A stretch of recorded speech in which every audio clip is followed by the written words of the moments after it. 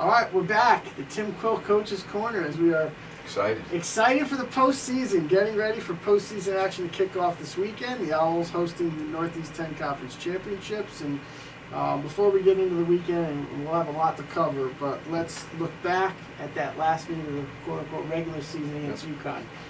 You went up to UConn Invitational, serving against a lot of Division I teams, and it was a lot of different distances for strokes and so on and so forth. So talk about how you feel it went from that perspective, being exposed to some different distances, different strokes, as you normally will face in championship season and in the traditional dual meets. Well, I think the UConn invite was just part of the plan. Whenever you get an opportunity to swim up at UConn or swim Boston University or Boston College, it's kind of hard not to take those opportunities, take them up. But we went up there and our main plan was to just stay sharp. Swim some different races, maybe some short sprints. As a matter of fact, I think for most of the kids, that's pretty much what we did plan. But it was a good day. It was short and sweet, and we were able to get some racing in, and just staying sharp, getting prepared for the upcoming weekend. So no competitions this past weekend. You more or less have had a week and a half or so since that trip up to UConn. What have you been working on here in this final stretch before the conference championship? Resting. Well, we have been resting. Yeah. But a lot of pace work. Just trying to work towards those goal pace times for our 200 and above athletes. Continuing to develop speed with the sprinters with short sprint sets and using cords and getting pulled, sprint assists, things like that. Sharpening up on all the technical aspects, the turns in and out, the breakouts, all those little things that make a big difference. Starts, relay starts, and just getting them, focused, getting them prepared mentally, for a very intensive 4 days that will begin tomorrow night. This was a different scenario for you last year. For the first time and since the conference championship started, this meet was at a venue other than Hutchinson Natatorium. And you were on the road, you were sleeping in a different hotel, sleeping in a hotel bed instead of the dorm room or in the apartments back here. But now it's back this year. And for those of you that don't know, Coach Quill, his coaching staff, his team, student athletes, put a lot of work and effort in to get this event set up and make it run smoothly throughout the course of the 4 days. So I want to put that out there publicly for those who aren't aware. And with all of that said, it is extra work for you, certainly on the front end. A lot of work. Yeah, but at the same time, now you're back in your beds. You're back in a little bit more comfortable routine. So talk a little bit about the prep work and the give and take that goes with hosting the conference championship. Well, I mean, the physical prep work, for the facility itself, that's been ongoing for the past 2 weeks, getting certain things prepared at certain times, but it's all coming together now. It's a tremendous amount of work. It was great last year to go to WPI, go back to the hotel, rest for a few hours. I actually didn't even know what to do with myself. Because usually I'm here spraying down the deck, getting the place ready. But in some ways, it's kind of kept my mind off of the meet a little bit, which is good for my sanity.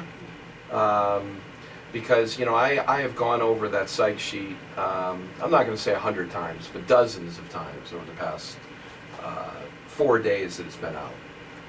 Just looking at every possible scenario and situation for our program, just because of the fact that we have a tremendous tradition to uphold, and and not to mention, I think it's important for us to obviously put our best foot forward, put our best team up on the blocks.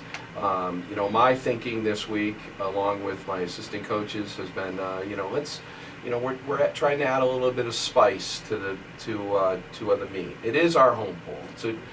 It's a great swimming pool. It's really the only place in the any 10 that could host it, just because of the facility and the space and our pool's fast. But just trying to make it just a little bit more. We brought in event lighting. We have real nice matting going around the pool, drapery, you know, all the pomp and circumstance stuff that really makes it what it is. You know, so that's kind of what we've been working on, and it's been a long week and a half, 2 weeks, to be honest with you, for the coaching staff. You know, just because of all the prep work and the stress that goes along with that. But I'm glad that it's starting tomorrow. We are just about, well, just about 24 hours away at this point now, and the pre-championship polls have come out.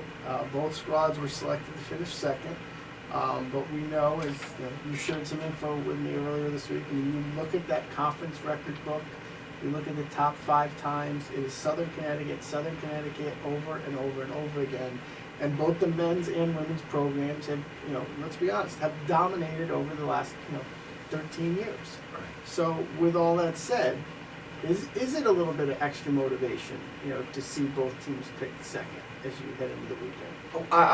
Well, I think it is, Yeah. for our team. I mean, we've been talking about that all season long. I mean, even though the meets at our pool, I mean, the women should not be, and if you look at that psych sheet, there's no way they should be the favorite. And the men, I was kind of worried that coaches might see it a little bit differently because of the fact that we have won it 6 out of the last 6 years, 12 out of the last 13 for the men. But there's no question that we took a big hit with graduating 6 seniors last year. And again, this isn't just go ahead and replace immediately. It's development. It takes seasons. So our team has been prepared for this poll. We knew we were not the favorites going into this meet. So there was no surprises there, but if anything, it was a little bit more confirmation. It was confirmation that we are absolutely going to have to be at our best this week, and that's what we've been preparing for and talking about all season long. There's never a perfect situation, and this year is no exception. I mean, we have gone through the past 3 or 4 weeks with we've had a little bit of sickness go through the program, and we're still dealing with a little bit of it. But through athlete management, through quarantining certain athletes and giving them the rest that they need, I think that we'll be ready to roll this weekend, and hopefully we'll be able to change what that poll actually said with the final result on Sunday night.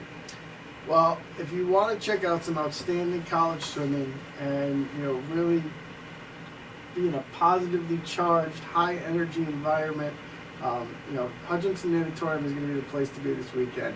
It'll be packed. It'll be filled to capacity.